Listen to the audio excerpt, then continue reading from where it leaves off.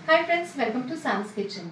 Friends, मस्त असा पावसाळा चालू झालेला आहे आणि काय होतं की ना संध्याकाळी असं वाटतं की ना हलकं फुलकं काहीतरी जेवण असावं। आणि महिलांना कसं होतं की बऱ्याच वेळा प्रश्न पडतो की काय करायचं, छानपैकी झटपट होणार पण पाहिजे, पौष्टिक पण पाहिजे, पचायलाही हलकं असावं। तर आज आपण अशी मस्तपैकी ना गरमागरम एकदम मऊसूत अशी छान रेसिपी करणार आहोत। त्या रेसिपीचं नाव आहे तुरीच्या डाळीची खिचडी। आणि त्याच्यावर आपण यांना मस्तपैकी घेण्यासाठी एक छानपैकी झणझणीत आणि कुरकुरीत लसणाची फोडणी करणार आहोत। तुरीची खिचडी करण्यासाठी ना एक बाउल घेतलाय आपण, त्यात ना आता 1.5 वाटी तांदूळ घेतलाय, पाऊण वाटी तुरीची डाळ। आता आपण हे स्वच्छ 2 ते 3 पाण्याने धुवून घेऊयात। डाळ आणि तांदूळ स्वच्छ धुवून घेतलेला आहे आणि आता त्यात ना आपण थोडंसं पाणी घालून आहे ना थोड्या वेळ 15 मिनिटं आपण भिजवून घेऊया। ह्याचं कारण असं आहे की डाळ ना भिजली की छानपैकी शिजते। आणि दुसरं महत्त्वाचं गोष्ट आहे की भिजल्यावर आहे ना आपली जी बॉडी जी आहे, डाळ भिजून झाल्यावर आपली बॉडी आहे ना त्यातले न्यूट्रिएंट्स छानपैकी ॲब्झॉर्ब करते यासाठी। तर आता 15 मिनिटं आपण हे मिश्रण भिजवून घेऊयात। 15 मिनिटं झालेली आहेत आणि डाळ पण छानपैकी ना भिजलेली आहे। आता आपण खिचडी करायला घेऊया। आता खिचडी करण्यासाठी ना आपण कुकर घेतला, आपण डायरेक्ट कुकरमध्येच खिचडी करणार। तर त्यासाठी आपण 1 पळी तेल टाकलेलं आहे, त्यात आता मोहरी टाकून घेऊया। आता मोहरी तडतडायला सुरुवात झालेली आहे, त्यात आता अर्धा चमचा हिंग, 1 चमचा हळद आणि भिजवून घेतलेले आपलं डाळ आणि तांदूळ, त्यात आता चवीप्रमाणे मीठ टाकून घेऊया। यात आता 1 चमचा लाल तिखट। ही खिचडी जी आहे ती सपक असते।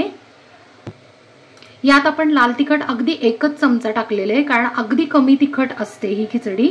ह्याच्यासाठी आपण एक स्पेशल फोडणी करणार आहे, मी ती तुम्हाला दाखवते।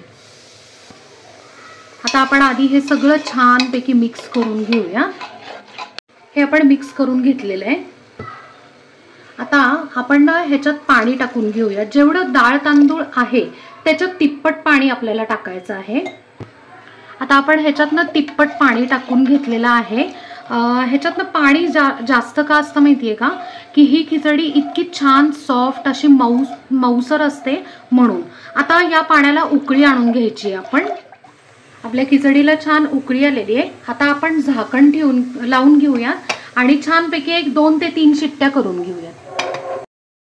3 शिट्ट्या झालेल्या आहेत आणि ना कुकरचं प्रेशर पण गेलेलं आहे, आपण चेक करूया। आपली खिचडी चेक करूयात आपण। आपली खिचडी इतकी छान सॉफ्ट झालेली आहे मस्तपैकी। आता आपण ती छान सर्व करून घेऊयात। आता खिचडीवर घ्यायला ना आपण एक मस्तपैकी झणझणीतनं फोडणी करणार आहोत। त्या फोडणीसाठी छोटी कढई ठेवली आहे, त्यात ना 2 आपले हे जे डाव असतात तेवढं तेल टाकून घेतलेलं आहे। त्यात आता 1 चमचा मोहरी टाकूयात आपण। आता त्यात बारीक चिरलेला लसूण टाकायचा। मी जवळजवळ 20 ते 22 पाकळ्या लसूण घेतलाय आणि छानपैकी बारीक चिरून घेतलाय। आता आपण बारीक गॅसवर काय करायचंय की लसूण मस्तपैकी ना असा गुलाबी होऊन देऊया। आता लसूण जो आहे तो छानपैकी आता गुलाबी व्हायला लागलेला आहे। त्यात अगदी चिमूटभर हिंग, पाव चमचा हळद, अगदी अर्धा चमचा लाल तिखट, 1 चमचा कांदा लसूण मसाला। आता ह्याच्याऐवजी कांदा लसूण मसाल्याच्या ऐवजी तुम्हाला फक्त तिखट टाकायचं असेल तर त्याप्रमाणे तुम्ही ॲडजस्ट करू शकता।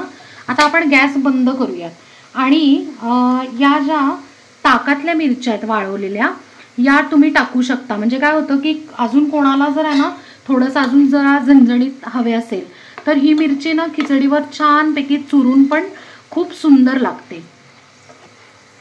तर अशा प्रकारे आपली मस्तपैकी आहे ना कुरकुरीत लसणाची मस्त झणझणीत फोडणी तयार आहे। या मंडळी मस्तपैकी आहे ना खिचडी आपण सर्व केलेली आहे आणि त्यावर आता ही छान चुरचुरीत मस्त लसणाची फोडणी आणि छानपैकी 1 मिरची अशी सर्व करून घेऊया।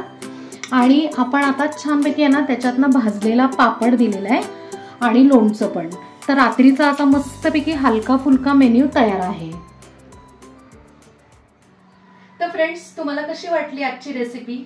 आहे ना मस्त, आणि महत्त्वाचं म्हणजे झटपट होणारे पण आहे।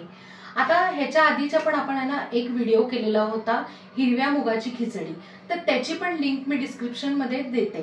तुम्ही ती पण जर केली नसेल तर नक्की करून बघा आणि ही पण नक्की करून बघा आणि मला कमेंटमध्ये सांगा.